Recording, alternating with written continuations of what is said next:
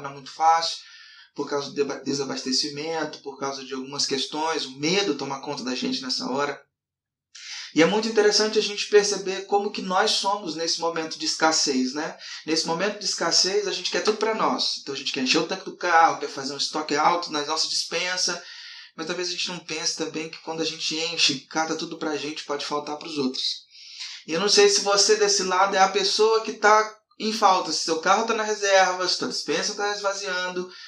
É muito complicado. Eu não sei também se você é o cara que está com o carro cheio, o tanque cheio, a despensa cheia e tal. Mas é importante a gente olhar para o nosso coração e saber como que a gente vai se comportar em momentos de crise, porque é um absurdo. Aproveitar da crise do ser humano, a crise da sociedade para ganhar dinheiro, botar combustível a R$10, botar saco de batata a R$400. Então, é complicado. É nessa hora que a gente vê como é que está o nosso coração. É por isso que a gente precisa de Deus. É por isso que a gente precisa de Jesus. Jesus é aquele que, no momento de crise, ele não se absteve da sua integridade, ele não aproveitou a crise da humanidade para levar vantagem. Ele sempre foi reto, íntegro, inteiro diante de Deus e diante das pessoas. E ele é o nosso modelo. A gente tem que seguir esse modelo, o modelo de Jesus. Não é o modelo comercial, da oferta-demanda, não é o modelo estrutural do nosso país, é o modelo de Cristo, porque aí sim a gente vai conseguir trilhar uma linha reta em direção ao caráter de Deus e as coisas vão melhorar. Ah, mas se os outros não fazem? Querido, seu compromisso é com Deus, não é com os outros. Meu compromisso é com meu Deus, o nosso Deus, com Jesus Cristo. É isso que a gente tem que ter compromisso, ok? Então eu queria convidar você aí desse lado aí, a gente orar junto. Tá? Vamos fazer uma oração para a gente começar. E eu quero pedir a Deus que intervenha na tua vida, intervenha na situação que você está vivendo e que nenhuma distração aconteça aí para você. Nenhuma distração aconteça para que você possa estar com a gente nesse tempo aí. Tá bom? Feche seus olhinhos se você quiser.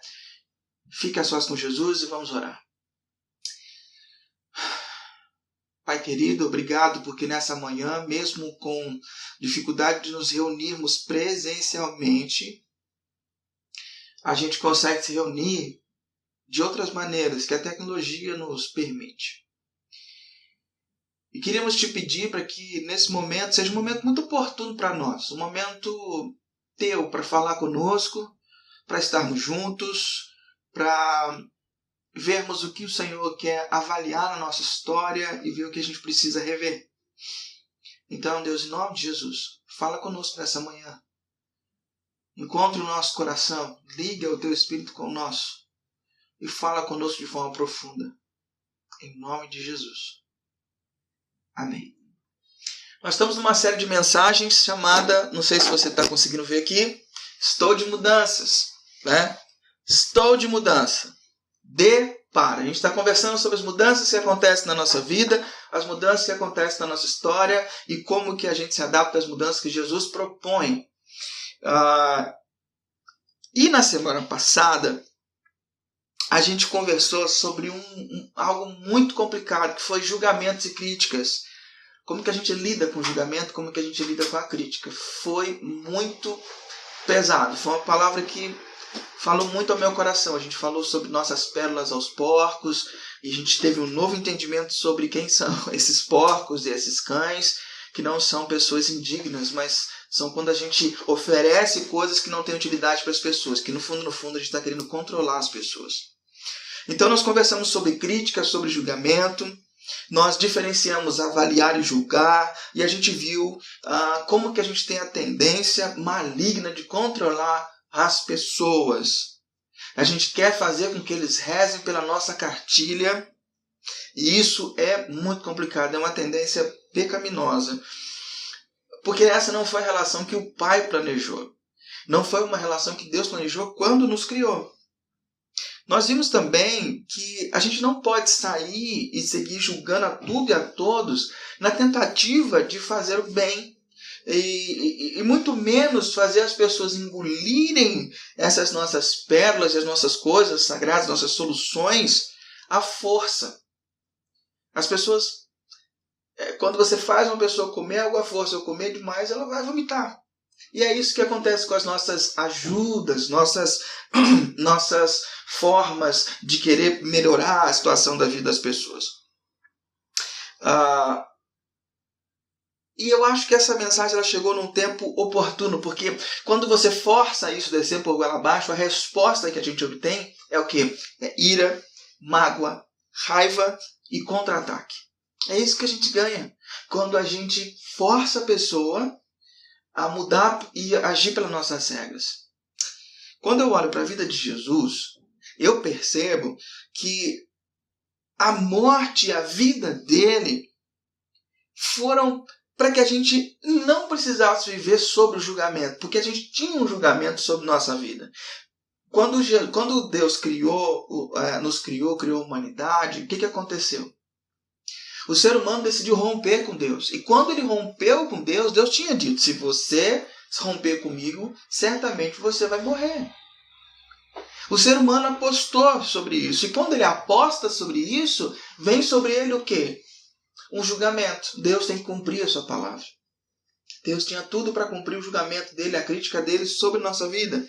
Mas através de Jesus, a gente não precisa mais ser guiado e viver sob o julgamento de nada, porque Jesus pagou esse preço, essa imposição que Deus tinha. Você vai morrer, Jesus morreu no nosso lugar. Então, ele tinha todos os motivos verdadeiros para nos julgar e nos condenar. Ele tinha todos os motivos para nos excluir, para nos afastar da vida com ele.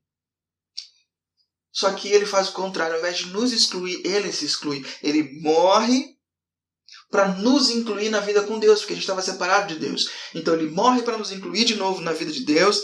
E com a sua ressurreição, ele nos capacita para vivermos uma outra esfera de vida, com outras regras e com novos regentes do nosso coração. A Bíblia chama essa nova esfera de reino de Deus. O reino de Deus é essa nova esfera que a gente vive e a gente não precisa do julgamento. Quando você lembra da palavra de domingo, se você não estava presente no domingo, você pode olhar no Mixcloud ou no Soundcloud ou no próprio YouTube, a gente tem o áudio das mensagens lá. Quando você percebe que você não pode ficar julgando para controlar e para mudar as pessoas, uma pergunta deve ter surgido no seu coração, porque surgiu também no meu. Como que, se não é para julgar as pessoas como eu tenho feito, para tentar fazê-las mudar, como é que eu posso fazer para que as pessoas que estão ao meu redor também mudem? Porque às vezes é insuportável viver com essa pessoa, é insuportável viver com essa situação. Como que eu posso fazer para que isso aconteça, para que isso mude? Talvez você tenha ruminado isso essa semana. Tá, se eu não posso julgar, o que eu vou fazer então? Olha, a questão é a seguinte. A orientação de Jesus, ela é muito clara. Ela é muito específica, ela é muito legal. E tem um texto que ele fala justamente sobre isso. E eu quero ler esse texto com você. O texto se encontra em Mateus, capítulo 7. Mateus, capítulo 7, do versículo 7 ao versículo 12. O texto diz, peçam e será dado, busque e encontrarão, batam e a porta será aberta. Pois todo o que pede, recebe, e o que busca, encontra. E aquele que bate, a porta será aberta. Qual de vocês, se seu filho pedir pão, lhe dará uma pedra? Ou se pedir peixe, lhe dará uma cobra? Se vocês, apesar de serem maus, sabem dar boas coisas aos seus filhos, quanto mais o Pai de vocês, que está nos céus, dará coisas boas aos que lhe pedirem. Assim, em tudo, façam aos outros o que vocês querem que lhes façam a vocês, pois esta é a lei e os profetas. Ok, esse é o nosso texto, onde está a resposta de Jesus. Mas, automaticamente, se você já conhece esse texto, já ouviu uma pregação sobre esse texto, a sua cabeça se voltou para a oração, não foi? Eu sei que foi. Porque a maioria das pessoas lidam com esse texto como se ele falasse de oração. Só que ele não fala de oração. E eu quero convidar você para a gente ver isso de perto. Vamos fazer uma análise de algumas palavras desse texto e ver se o seu entendimento desse texto, esse entendimento que você já tem, se ele continua, se ele permanece. ok? Eu quero conversar com você sobre algumas palavras para você. Então, baixa sua guarda, deixa de lado um pouco esse seu entendimento sobre esse texto e vamos tentar caminhar aqui no que a gente está propondo. Vamos por parte. O texto começa dizendo: peçam, lhe será dado. A palavra peçam aqui no grego é aiteu. E essa palavra ela só é usada em um tipo de contexto. É usada no contexto da petição da oração. Mas, Rodrigo, você acabou de falar que esse texto não está falando sobre o centro da oração? Não, calma aí, tá bom?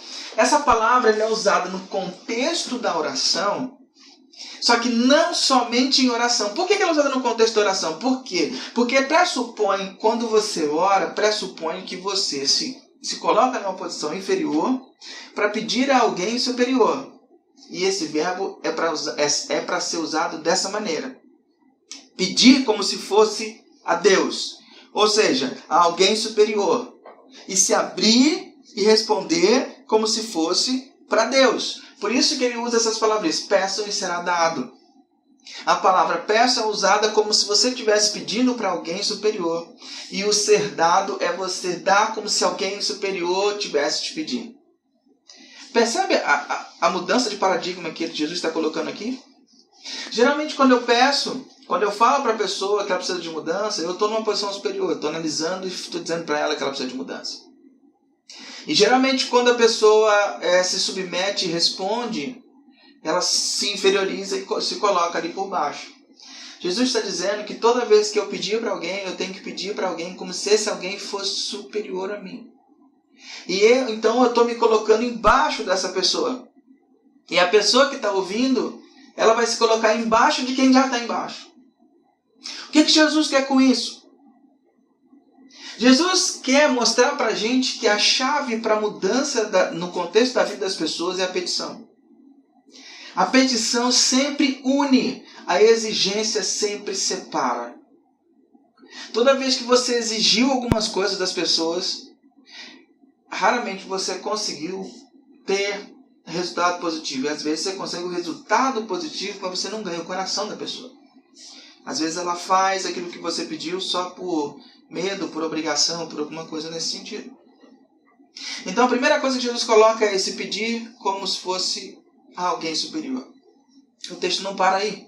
O texto continua dizendo: busquem e vocês encontrarão. A palavra buscar é zeteu. Zeteu significa buscar, procurar com deliberado esforço, desejo de encontrar. Que ele fala, busque e encontrarão. E a palavra que ele usa para encontrar, você já ouviu essa palavra em filmes, já leu em livros. A palavra grega é eurisko. Você já viu alguém falar assim, eureka? Descobrir? Eureka vem dessa palavra. Encontrar, descobrir. Então, eurico. Eurisco é achar após procura. Então, Jesus está dizendo, peçam e será dado. Mas como que eu devo pedir? Eu devo pedir como se eu estivesse pedindo para a pessoa mudar, como se eu estivesse pedindo para Deus. Dessa postura de reverência. Como que eu devo buscar? Eu devo buscar procurando deliberadamente, me esforçando para que aquilo aconteça. Desejando encontrar. Eu não posso simplesmente pedir para a pessoa e largá-la e simplesmente achar que essa pessoa vai mudar. Não, eu tenho que ser persistente. Percebe? Eu tenho que ser persistente. Por quê? Porque o resultado dessa busca persistente em humildade é eurisco. É achar. É achar após procura. E o texto vai e fala do terceiro verbo. Bater. Batam e a porta lhe será aberta. E é legal que é crowo. A palavra bater é crowo. É quem bate a porta. Quem bate a porta. Havia um provérbio judaico. Jesus está citando esse provérbio aqui. O provérbio judaico dizia, se o homem bate, a ele será aberto. Lembra que em Apocalipse Jesus está à porta e bate? Olha que curioso, olha que legal. Na época de Jesus, só quem batia a porta era o ladrão. Ele batia a porta para saber se tinha alguém em casa. Se tivesse alguma resposta, ele fugia. Geralmente, quando era um vizinho, um convidado, ele não bateria a porta, dizem alguns estudiosos. Ele bate palma, ele grita do lado de fora. Tanto que tem algumas parábolas, algumas histórias que Jesus conta, que a pessoa grita do lado de fora para o seu vizinho que está lá dentro. Não bate a porta. Mas por que ele está usando essa questão? E por que ele se coloca em Apocalipse batendo a porta? Porque ele é ladrão? Não, não é porque ele é ladrão. Tem um outro esquema aí, tem uma outra coisa. E eu vou te falar isso mais na frente. Então guarda essa questão do bater na porta. Por que ele fala para bater na porta? Pois todo aquele que pede, recebe. Mas você já falou do recebe? Todo aquele que pede, ele recebe. Então o que busca, encontra. O que bate, a porta será aberta. E o que pede, será dado. Por que a Bíblia fala que lá em cima quem pede será dado e aqui quem pede recebe? Porque ele usa palavras diferentes. Olha que interessante. Pois todo aquele que pede, recebe. A palavra receber no grego significa, a palavra é lambano. Lambano significa receber de pessoas. Se o texto estivesse falando sobre oração, ele não usaria a palavra lambano. Se fosse receber de Deus, o verbo a ser usado como resposta ao lambano seria didonai. Didonai é o verbo que se usa para dizer quando você pede a Deus e Deus responde. É didonai. Lambano é para resposta para seres humanos. Então o texto não está falando sobre oração. O texto está falando sobre a chave da dinâmica da vida das pessoas. O texto está falando sobre como eu e você devemos nos comportar. Porque todo aquele que pede, recebe do outro. O que busca, encontra. E aquele que bate, a porta será aberta. De novo vem a questão da porta. Os três verbos, eles estão num tempo verbal grego que significa imperativo presente, que dá a ideia de ações contínuas. Ah, mas eu pedi para ele mudar, ele não mudou. Mas o verbo não é pedir uma vez. O tempo verbal é constante esforço para pedir, para bater e para buscar. Constante esforço. Nesse sentido, pedindo como se fosse a Deus, respondendo como se fosse a Deus. Buscando incessantemente, batendo a porta. E por que eu bater a porta?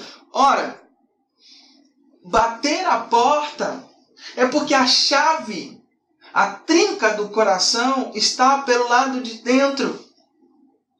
É por isso que Jesus usa isso em Apocalipse. Eu que estou à porta e bato. Por quê? Porque só pode ser aberta a trinca do coração pela parte de dentro. Então nunca eu, com as minhas críticas, com as minhas demandas, eu vou conseguir fazer com que a pessoa simplesmente mude.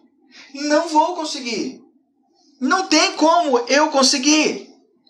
Por quê? Porque a porta do coração só se abre pela parte de dentro.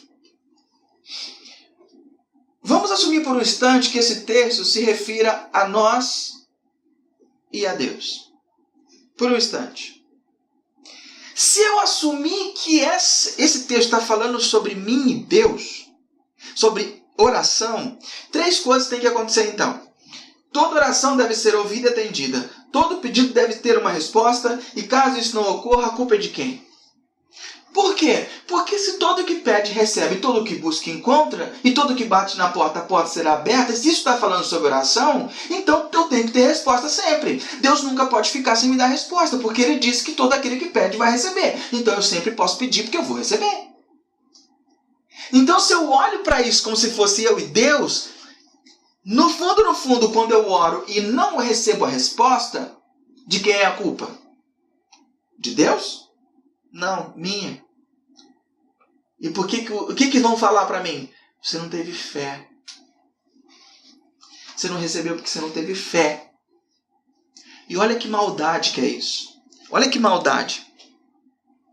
Muitas pessoas são machucadas por esse texto porque acham que não receberam de Deus porque não tiveram fé, e aí o peso se estabelece nas suas costas. O ensinamento sobre pedir, buscar e bater se aplica, antes de tudo, a nosso modo de abordar o outro e não a oração a Deus.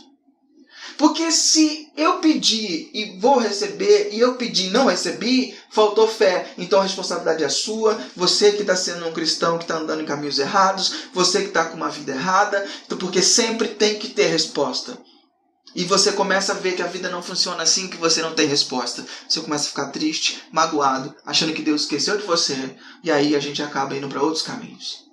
Queridos, não deixe esse texto machucar você por falta de entendimento. O texto não está falando sobre oração. O texto está falando sobre a nossa dinâmica. Porque Deus tem... Ele pode não responder a nossa oração. Deus não é uma maquininha de Coca-Cola que você põe a moeda e a Coca-Cola sai. Deus não é aquelas maquininhas de lanche que fica no hospital, aeroporto, que você põe a moeda e o lanchezinho vem. Deus não é assim. E às vezes eu e você fomos machucados, não porque Deus não quis nos responder. Não porque eu fiz oração e Deus não falou. Não, às vezes a gente é machucado pelo entendimento que a gente acha que tem de Deus. E isso é nocivo. Eu queria convidar você a tirar isso da sua cabeça. Deus tem liberdade para não responder a nossa oração. Nem toda oração vai ser respondida. Nem sempre que você bater a porta vai se abrir. Com relação a Deus. Ele está falando em relação às pessoas. Em relação a mim, a você. Em relação às nossas relações. Ok? Dallas Willard, ele diz assim: como é bonito ver relacionamentos nos quais pedir e receber se transformam numa maneira alegre e amorosa de viver. Muitas vezes, pessoas que se tratam com carinho vivem tentando, a sério ou por brincadeira, superar umas às outras na doação. É assim que os relacionamentos deveriam ser. Um tentar superar o outro na doação e na bondade. Porque é isso que deveria ser, desde o começo. Uma outra parte do texto diz: qual de vocês, se seu filho lhe pedir pão, lhe dará uma pedra? Por que Jesus está fazendo essa comparação? Primeiro é que tinha umas pedras lá na época dele, lá no lugar que ele vivia, que pareciam uns pãezinhos. Tá? Por isso que ele faz essa comparação. Ou se pedir peixe, dará uma cobra. Também tinha um peixe parecido, uma cobra parecida, uma cobra d'água parecida com peixe e tal. Por isso que ele faz... Mas o que ele está querendo colocar como pano de fundo aqui? Ele está colocando que a relação de amor e não de poder, a relação de vulnerabilidade e dependência, estas sim deveriam ser todas as relações nessa nova esfera chamada Reino de Deus. Pautada por amor e não poder. Pautada por vulnerabilidade e dependência. Esse tipo de relacionamento é que é o padrão que Deus estabeleceu para nós. Só que nós temos medo de ser vulneráveis. E a gente acha muito arriscado ser dependente de Deus. Não é arriscado. É prudente. Um pai humano pode até negar alguma coisa ao seu filho.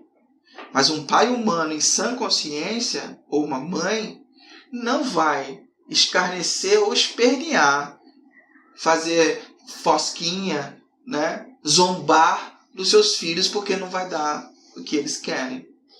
Então o texto não está dizendo para você sempre dizer sim aos seus filhos, mas ele também diz que o pai, a mãe, ela não vai zombar dos seus filhos. E aí ele entra na comparação. Se vocês, apesar de serem maus, sabem dar boas coisas aos seus filhos, o que ele está dizendo aqui? A inclinação paterna de dar gratuitamente. Aí ele joga um padrão. Quanto mais o Pai de vocês, que está nos céus, dará coisas boas aos que lhe pedirem. Aqui a gente está falando sobre oração. Aqui a gente começa a falar sobre oração.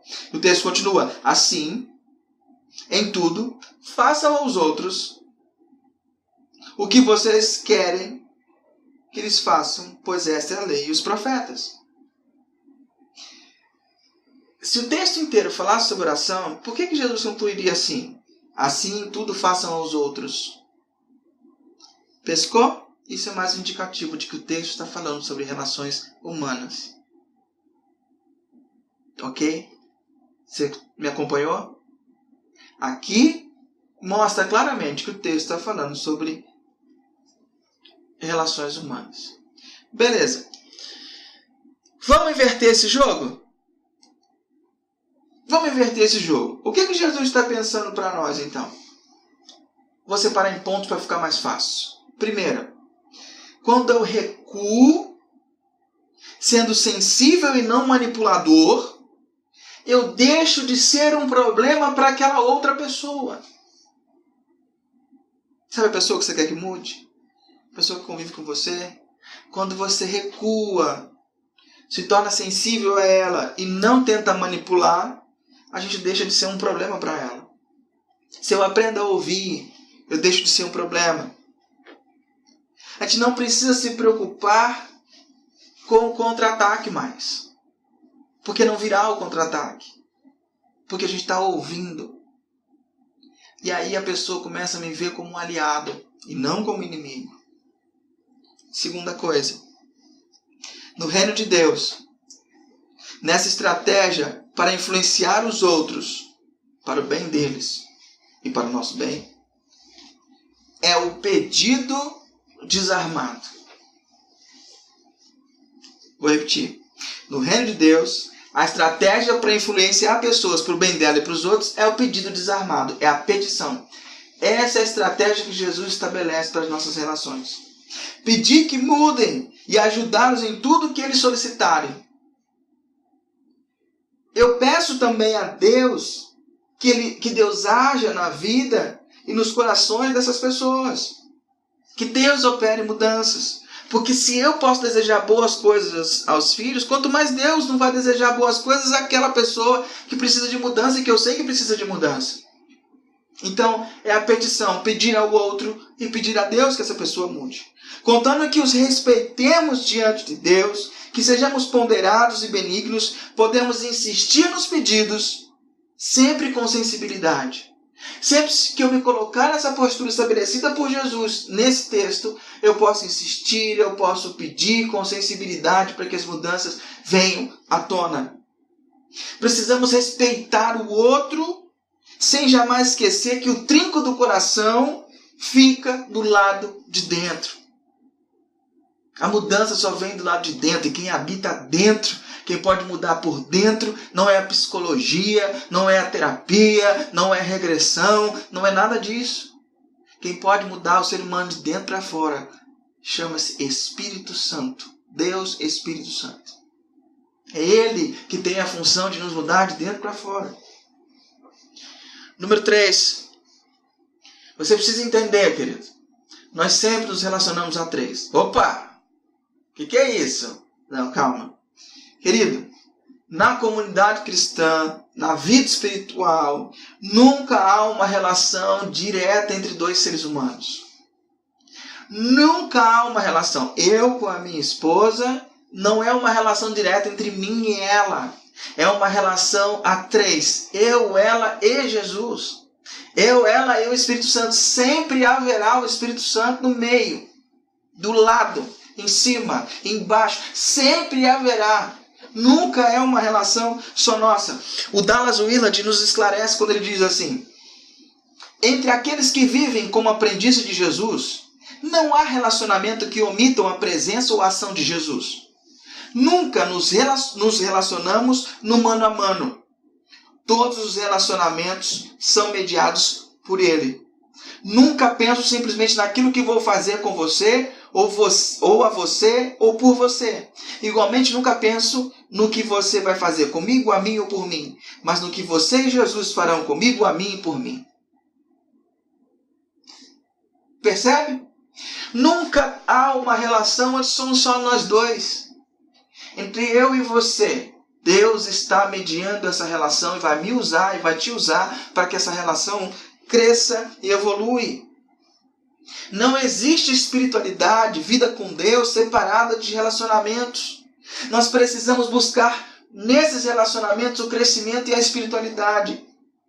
Quando a nossa vida com Deus, a nossa espiritualidade se desliga dos ambientes e relacionamentos naturais, quando a gente se afasta das pessoas que sempre estão à nossa volta, um dos principais sintomas da nossa vida é que o riso desaparece.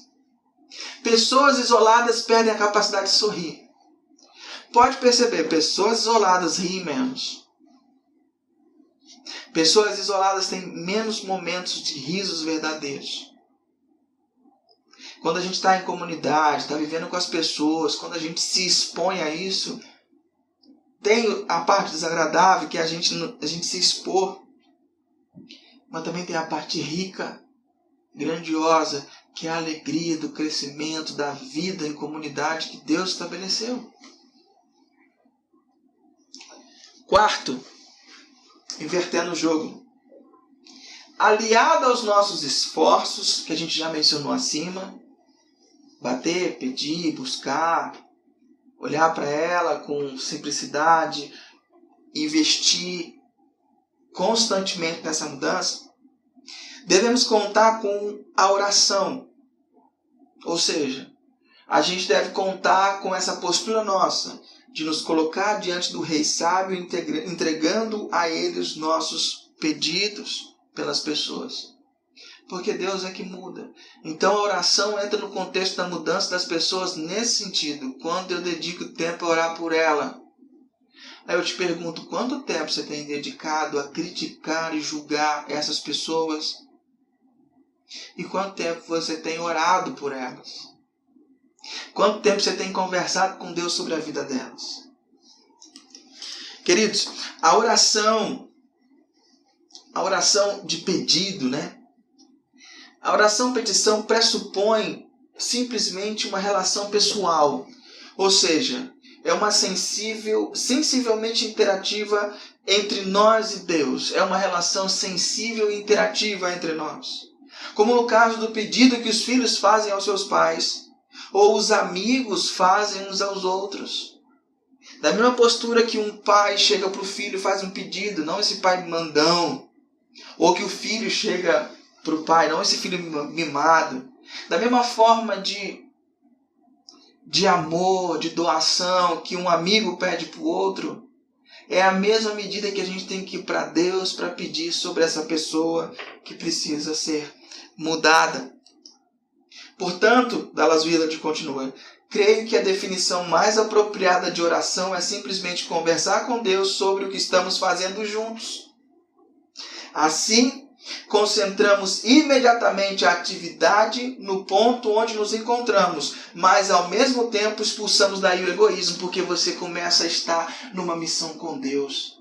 Qual é a missão? A transformação daquela pessoa. Mas não segundo seus modos, segundo seu padrão, segundo o que Deus espera. Porque você foi para Deus, conversar com Deus sobre o que Deus está fazendo com ela. Sobre o que Deus está fazendo na vida dela. Percebe? Por isso que a oração é uma conversa com Deus sobre o que estamos fazendo juntos. Que você se torna um co-participante do que Deus está fazendo na vida daquelas pessoas. E você vai se tornar muito mais amoroso. Orar é explicitamente dividir com Deus os meus interesses a respeito daquilo em que Ele também está interessado na minha vida. E, logicamente, Ele se interessa pelos meus interesses e, em particular, quer que os meus interesses coincidam com os dele. Isso é caminhar junto. A minha vontade se torna a vontade de Deus, a vontade de Deus se torna a minha vontade. Então, onde eu quero chegar com isso? Eu quero chegar com isso que a oração é a resposta à nossa necessidade de influenciar os outros de maneira positiva. É através da oração que a gente vai ver essas mudanças. É o pedir a Deus. Esse é o meio que nos assegura que o bem que podemos fazer pelos outros efetivamente pode e vai ser feito. A fé em Deus é o único fator que possibilita tratar o outro como ele deve ser tratado. A regrinha de ouro. Trate os outros como você gostaria que fosse tratado. Só com fé em Deus que você consegue botar isso em prática. Outra coisa, a oração tem o poder de transformar a situação e transformar a pessoa. A oração pode mudar isso, porque Deus tem o poder para fazer isso. Só que a gente hoje em dia tem crido muito pouco na oração, não é verdade? A oração tem o poder de te transformar. Eu lembro de uma vez que C.S. Lewis, num dos seus livros, contando quando sua esposa estava com câncer, e aí ela teve alta, e ele foi para o hospital para buscá-la. No caminho encontrou o pastor e o pastor perguntou para ele, falou para ele: você deve estar feliz, né? Você deve ter orado muito por isso, para ela ter saído. E o C.S. Lewis disse para ele: eu não estava orando por ela, eu estava orando por mim. Percebe a profundidade disso? Porque a oração nos transforma e nos coloca nos planos de Deus. Ele não sabia qual era o plano de Deus, se a esposa voltaria para casa ou não. Mas o que ele mais queria era que ele estivesse junto com Deus, fazendo o que Deus estava fazendo.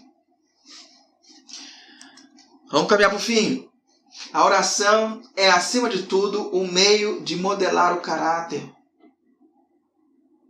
Ela combina liberdade e poder com serviço e amor. A oração vai modelar o meu e o seu caráter. Porque dificilmente a gente vai ser falso e hipócrita diante de Deus. E à medida que a gente começa a estar com Deus, fazendo juntos, a gente vai se tornando mais parecido com Deus. Oração não é o fazer certinho, dizer as palavras corretas, terminar a oração dizendo amém ou em nome de Jesus. Isso não é isso que funciona na oração. Não é fechar os olhos e fazer oração. Não é ter muito pensamento positivo. Não é essa questão que faz a oração funcionar. A oração funciona quando a gente está alinhado junto com Deus. Muitas pessoas, nessa regrinha de ouro, citavam essa regrinha de ouro. Essa regrinha de ouro que quer dizer, faça aos outros o que você gostaria que fosse feito com você. Confúcio, Aristóteles, o Rabino Hillel, eles usavam essa regra de ouro, mas ao contrário. Eles não usavam de forma positiva, usavam de forma negativa. Assim, não faça aquilo que você não quer que seja feito com os outros. É assim que eles usavam. Jesus é o único que inverte a história. Ele coloca, faça aquilo que você gostaria que fosse feito a você. Jesus tira o ser humano da ação passiva e coloca numa ação ativa, sendo responsável pela mudança que você quer ver nas pessoas, sendo responsável pela mudança que você quer ver no mundo. Um problema se dá quando nós não temos o senso correto de tratamento que deveríamos ter com as pessoas. Se eu tenho que tratar o outro como eu gostaria de ser tratado, se eu sou uma pessoa que cresceu com uma noção desvirtuada de pai, de mãe, de amor, de carinho, de responsabilidade, eu vou querer que se for um negligente comigo e eu aprendi que negligente é o que deve se ser, então eu vou ser negligente com meu filho, vou ser negligente com meu irmão, vou ser negligente com as pessoas da escola. Nada garante que o jeito que você foi criado foi o jeito certo para que você possa fazer aos outros aquilo que você realmente gostaria que fosse feito com você. Porque muitas vezes você vai querer que a pessoa passe a mão no seu pelo, passe a mão na sua cabeça e boa. Mas não necessariamente seja o certo a ser feito. Percebe? Então como eu me livro dessa situação? Eu me livro dessa circunstância quando eu me volto para Jesus e peço para Ele comandar a minha vida. Se eu abandonar os meus próprios julgamentos, muitas coisas podem sair certas. Mas muitas coisas podem também sair erradas. Por quê? Porque nós não temos uma linha reta sozinhos para trilhar. A gente pode ter sido contaminado por uma criação ruim, por influências negativas, por dores da nossa vida. Eu preciso voltar minha dinâmica para Jesus, para que Ele controle e tome posse do meu coração e me ensine de fato o que é amar, me ensine de fato o que é ser responsável, me ensine de fato como seguir adiante. A oração muda a gente. Então, quando eu começo a olhar para Jesus, a dinâmica da vida dele, deixa Ele me absorver, as coisas param de depender de mim. Porque se tudo depender de mim, do meu julgamento, da minha forma de ver a vida, eu vou estar vivendo sobre a lei. Eu vou estar vivendo sobre a lei. E eu não posso estar vivendo sobre a lei, sobre um conjunto de coisas que são certas e erradas. Eu não posso ficar vivendo sobre as minhas próprias regras, porque isso já foi provado que eu não consigo. Eu preciso de Deus, eu preciso de Jesus. Para eu ser constante nesse caminho, conseguir julgar direito, conseguir julgar pela reta justiça, conseguir amar as pessoas como elas são, eu preciso me render a Jesus. Quando eu me rendo a Jesus, eu me entrego à boa notícia que é o Evangelho, deixo Ele reinar sobre a minha vida, Ele começa a me ensinar a amar, me começa a ensinar a respeitar, me começa a ensinar a me relacionar, Ele começa a me ensinar a viver. Percebe? É isso que Jesus quer fazer com a minha e com a sua vida. Então, assim, Em tudo, façam os outros o que você gostaria que fosse feito com você, mas qual segurança que você tem de que o que você vai fazer é o certo? Nenhuma. A única segurança que você tem é se você abrir o teu coração, esparramar o teu coração diante de Deus e falar, me conserta. Porque só assim você pode consertar o outro. Então, como é que a mudança vai acontecer no outro? A partir do momento em que eu me deixo ser mudado por Deus. E Ele quer isso, querido. Ele quer nos transformar para que você seja um mecanismo de mudança no mundo. Jesus quer se aproximar de você de tal maneira que te ensine a viver, para que você tenha uma vida mais tranquila, mais leve, mais feliz. Aí sim, eu estou de mudança. De uma pessoa desistente. Quem é o desistente nessa história? A pessoa que critica e sai para lá, e sai fora. Quem é o persistente nessa história? O persistente nessa história é aquele que se abre para a mudança e não desiste do outro até que veja a mudança que Deus quer fazer no outro. Como? Se abrindo para que Deus o transforme. E a gente precisa de mudança. Larga essa vida desistente. Se torne persistente do lado certo, do jeito de Jesus.